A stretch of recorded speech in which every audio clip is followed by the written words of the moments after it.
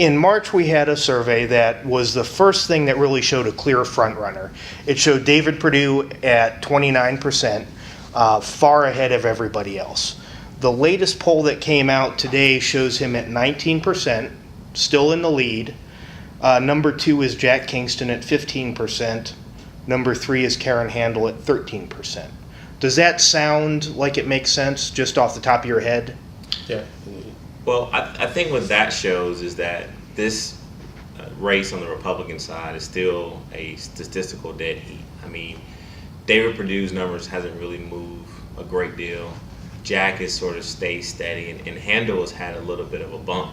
But the interesting thing about where those three candidates are is who's going to have the most money to be the loudest person in the room, so to speak, when it comes to television, radio, and robocalls to really drive out their people to vote. And I think you have to give the edge a little bit to Kingston and Perdue because Handel really doesn't right now have the money to try to catch up. But it also shows that Jack's campaign has really made I think a significant dent into Purdue's support by continuing to run ads in the metropolitan area. But what's very interesting is that the early commercial and the early money that Perdue put in to go up on TV and get known is really paying off for his campaign as well. And I think that's why we've seen him sort of maintain a lead in this race.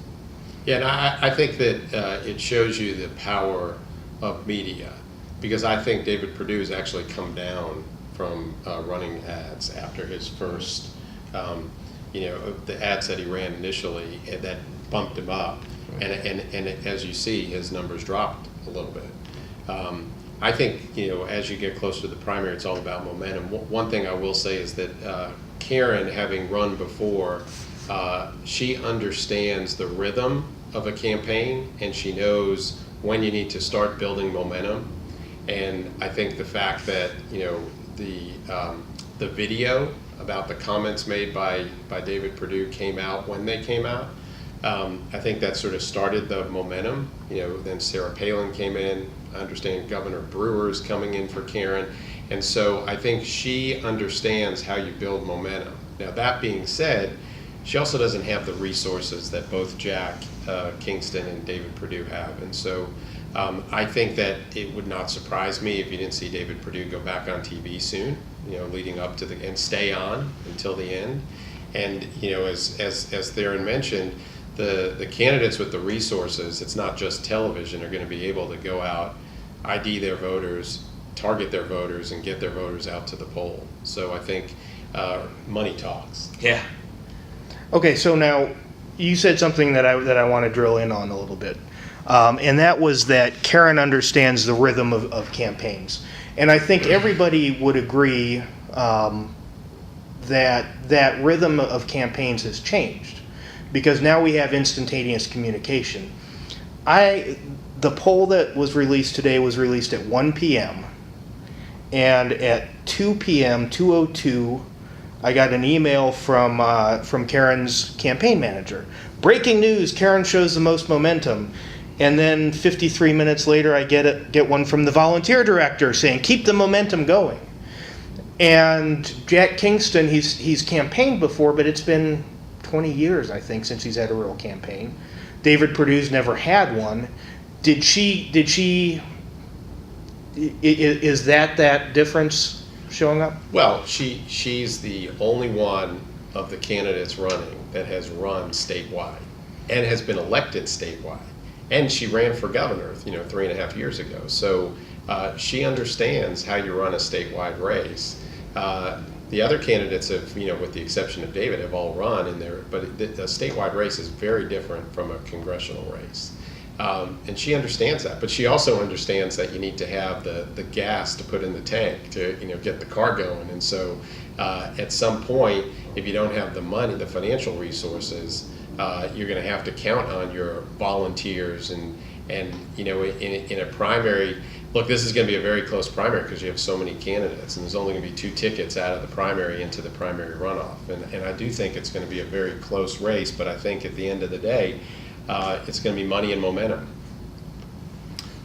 I think it goes back to what I said earlier. Different campaigns sort of focus on how they're going to basically embrace the poll or distance themselves from the poll. Clearly, Karen's campaign has made a decision that we're going to use this public poll from this news media outlet that we didn't have to pay for to get out to our supporters and to our donors and say, hey, listen, we got 33 days left to go. We got momentum going. What is very important is what Eric just said is, again, that also confirms to me that she understands that she does not have as much money as her opponents. And so why not take advantage of this polling? The risk with that is, though, is a week from now or 2 weeks from now or even 3 weeks from now, if this same poll shows her falling far behind, then what does she do? And then someone else, say Jack, starts to talk about the poll.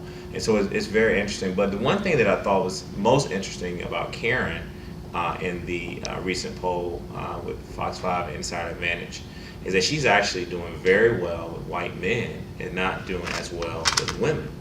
And if you go back to what most people think in a statewide race, I mean, you've got to have a base. And the real question is where is Karen's base? Now, that doesn't mean that she can't get the white women vote, but a lot of these white women right now are for Purdue. And I think Jack's TV ads as being this sort of conservative guy who drives around in this kind of old beat up car. It's interesting is whether that's resonating with women voters or not. But I would tell you, the Sarah Palin ad, I mean, if you look at it, that's the most upbeat I've seen Sarah Palin since her failed race for vice president with McCain. But, I think that it definitely, again, is going after some of the core voters that she is going to need to try to be successful. The other thing I want to mention is that Purdue and Kingston really have got a decision to make because the one thing that is for sure is that the campaign for Handle, they are gaining some momentum. So the question for Jack is he going to continue to run commercials about President Obama, who last time I checked was reelected in 2012, so he's not on the ballot? Or is David going to put up another clever ad that shows that he's the only non-career politician in the race? So those two teams have got to really make a fundamental decision in the campaign with 33 days left to go of what they're going to spend their money on. Well, and as you get to the end of a campaign, it's all about energy and energizing your base, and resources help you do that. But that's what all these campaigns are focused on right now. How are they going to energize their supporters to go out and vote?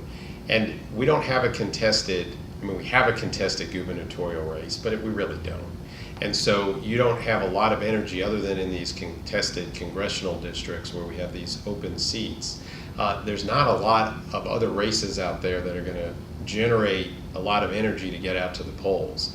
So these Senate candidates are going to have to mobilize their base. With regards to Sarah Palin has a following among certain constituencies. And Karen bringing her in is going to energize those people. But there's also a flip side of that. There are a lot of people that are turned off by Sarah Palin.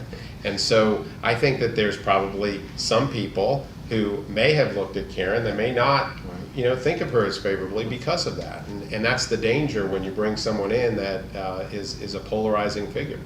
One of the things that I thought was so unique is Governor Deal's first ad was probably the most positive, upbeat ad I've seen in a very long time. And when you look at it, you got to think that the governor's team made a decision that we were not going to sort of put forth these divisive, sort of negative ads. And we want to sort of separate ourselves right now away from the Republican candidates. And by doing that, I think that was something that was very strategic on the governor's part. But they're also knowing that with the governor being sort of battle tested and been in a statewide race himself, is that the Republican side is only going to get more and more nasty as we get towards the end. And so sort of positioning himself as a statesman is sort of garnering some of that support and that momentum on his race and sort of distancing himself a little bit from the Senate candidates right now. And it's sort of the same thing. Since you complimented Governor Deal, I'll compliment Michelle Nunn's first ad. I thought Michelle Nunn's first ad sort of portrayed her in the right way. The only thing I take exception to is the fact that she put President Bush's picture in the ad and didn't put President Obama's picture in the ad, which I'm sure disappointed you as well. But she knows how popular President Bush is in this state and how unpopular President Obama is. While some of my friends on the Republican side want to continue again to talk about President Obama, who's reelected overwhelmingly, he got 290 electoral votes. So let's just let that be.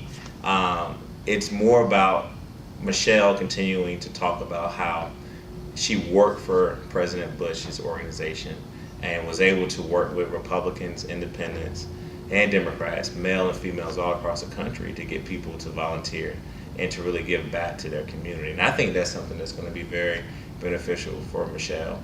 And quite frankly, I mean, hey, there are 20,000 people out there right now, a lot of them who've given small donations that believe in her campaign, and they're supporting her right now. Yeah, look, I'm a huge fan of Points of Light, and I'm a huge fan of President Bush, and I'm friends with Michelle Nunn.